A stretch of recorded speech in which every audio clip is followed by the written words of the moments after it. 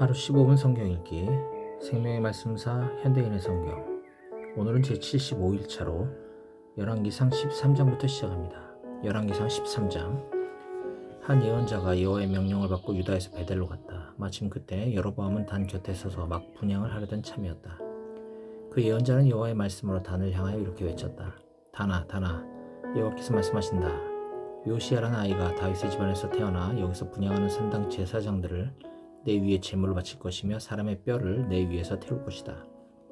그러고서 그는 그것이 하나님의 말씀이라는 증거로 이 단이 갈라지며 그 위에 있던 채가 쏟아질 것이다 하였다. 여로보암 왕이 이 말을 듣고 손을 펴서 그를 가리키며 저놈을 잡아라 하고 외치자 즉시 왕이 팔이 펴진 채로 마비되고 말았다. 그리고 그 예언자가 말한 대로 갑자기 단이 갈라지고 채가 단에서 쏟아져 내렸다.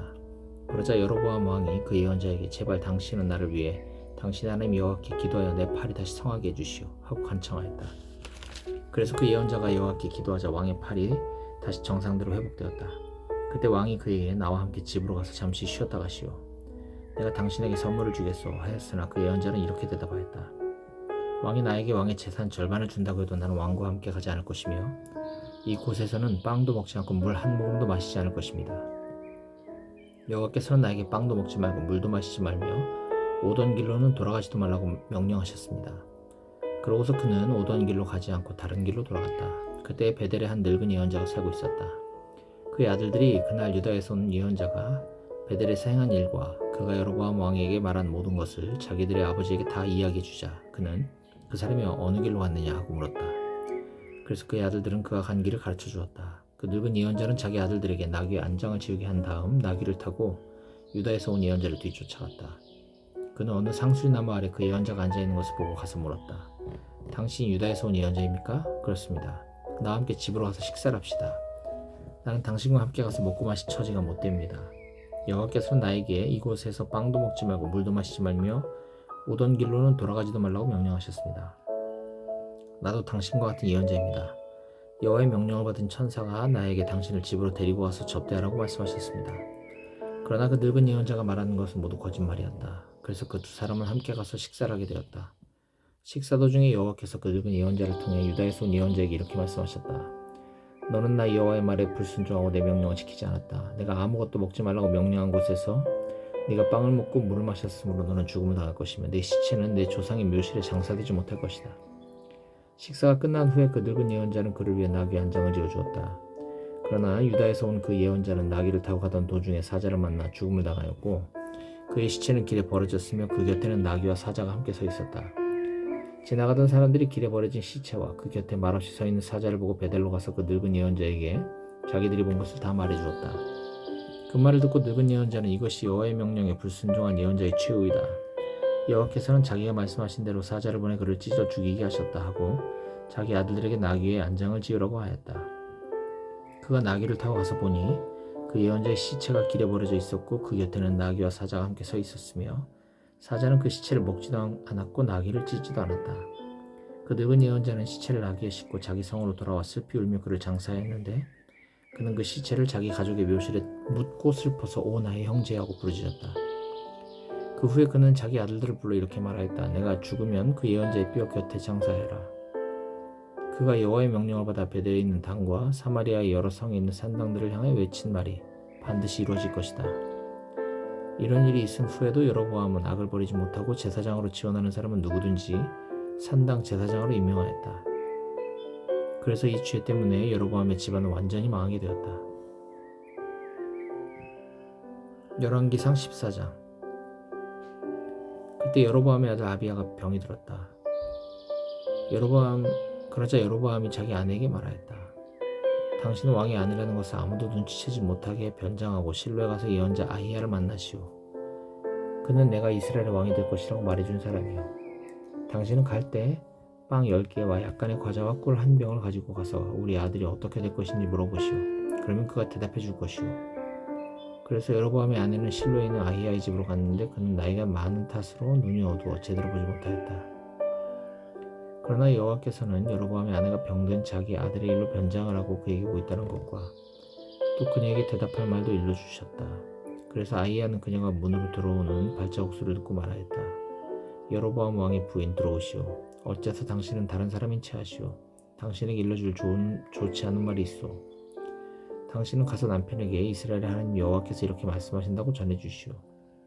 내가 백성들 가운데서 너를 택하여 내 백성 이스라엘의 통치자가 되게 하고 나라를 다윗의 자손에게서 찢어 내게 주었다. 그러나 너는 내 명령을 지키고 진심으로 나를 따르며 내 앞에서 옳은 일만 행한 내 종 다윗과 같지 않았다.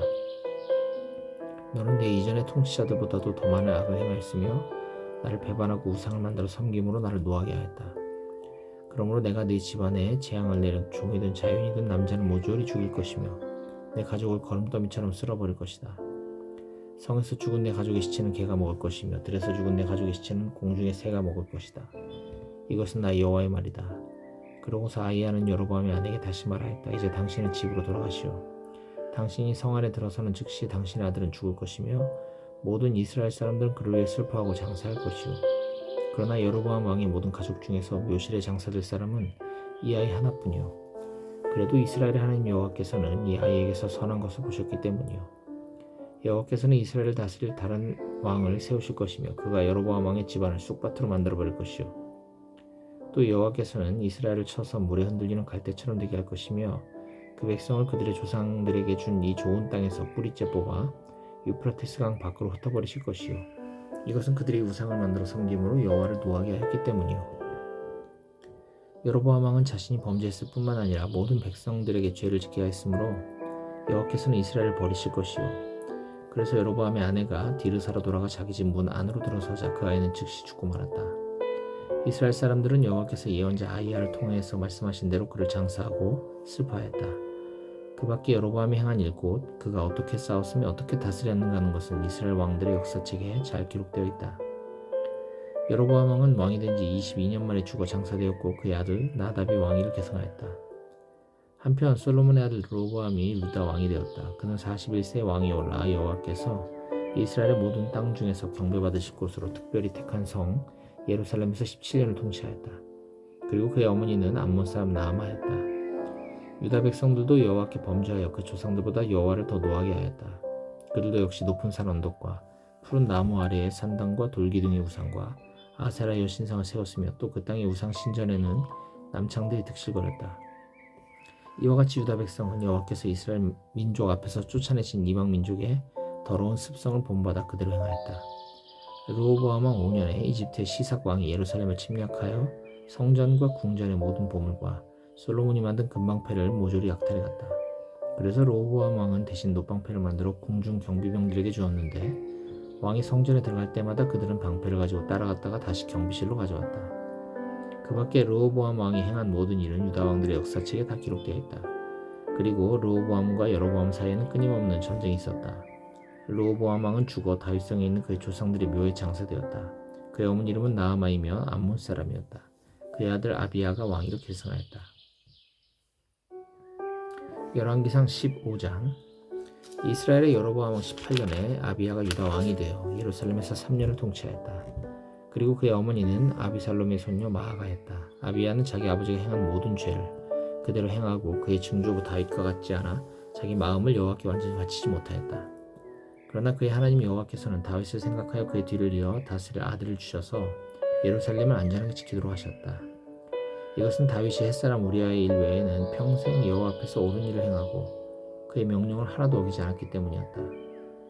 르호보암 왕과 여로보암 사이에 끊임없는 전쟁이 있었는데 아비야와 여로보암 사이에도 항상 전쟁이 있었다. 그 밖에 아비야가 행한 일은 유다 왕들의 역사책에 기록되어 있다.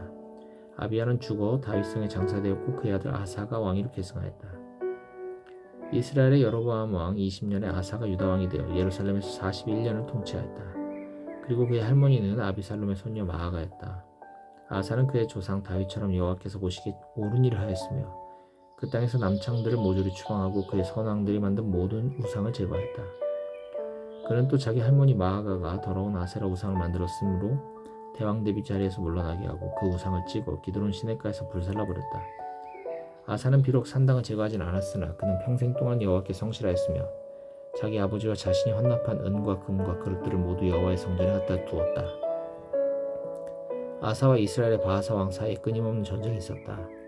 이스라엘의 바하사 왕이 유다를 침략하여 아사 왕이 거주하는 예루살렘의 출입로를 차단하려고 라마를 요새화하기 시작하였다. 그래서 아사 왕은 성전의 창고와 궁전에 있는 은과 금을 모조리 끄집어내어 다브림몬의 아들이며 헤시온의 손자인 시리아의 벤 하닷 왕에게 갖다 주라고 자기 신하들을 다마스커스로 보내며 이런 전가를 보냈다. 내 아버지와 당신의 아버지가 동맹을 맺었듯이 당신과 나 사이에도 동맹을 맺읍시다. 내가 보내는 이 은과 금은 당신에게 드리는 선물입니다. 이제 당신은 이스라엘의 바하사 왕과 맺은 동맹을 끊고 그가 우리 영토에서 철수하게 해주십시오. 벤 하닷은 아사 왕의 요구를 승낙하고 자기 군 지휘관들에게 지시하여 이스라엘 성들을 치게 하셨는데 그들은 이온, 단, 아벨, 벤 마하가, 긴느렛 일대 그리고 납달리 전 지역을 점령하였다. 바하사 왕은 이 소식을 듣고 라마의 요새화 작업을 중단하고 디르사로 돌아왔다. 그때 아사 왕은 유다 전역에 명령을 내려 바하사가 라마를 요새화하는 데 사용하던 돌과 목재를 가져오게 하여 그것으로 베냐민 땅의 게바와 미스바를 요새화했다. 그 밖에 아사가 행한 모든 일과 그의 업적과 그가 성을 건축한 일은 유다 왕들의 역사책에 모두 기록되어 있다. 그러나 그가 늙었을 때에는 발에 병이 들었다. 아사는 죽어 다윗성에 있는 왕들의 묘에 장사되었고 그의 아들 여호사밧이 왕위를 계승하였다.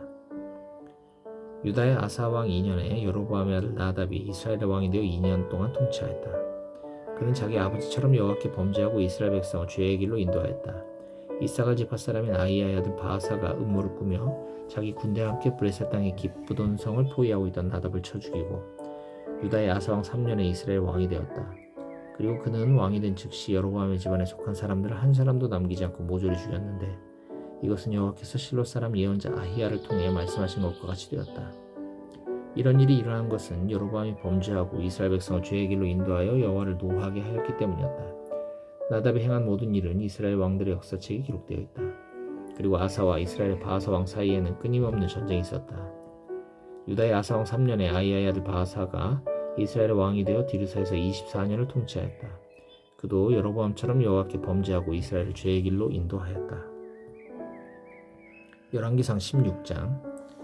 여호와께서는 하나니의 아들인 예언자 예후를 통하여 바하사에게 이렇게 말씀하셨다. 나는 티그레블과 너를 내 백성 이스라엘의 통치자가 되게 하였다. 그러나 너는 여로보암을 본받아 범죄하고 내 백성을 죄의 길로 인도하여 나를 노하게 하였다. 그러므로 내가 너와 내 가족을 모조리 죽여 느밧의 아들인 여로보암의 집안처럼 되게 하겠다. 성에서 죽은 내 가족의 시체는 개가 먹을 것이며 들에서 죽은 내 가족의 시체는 공중의 새가 먹을 것이다.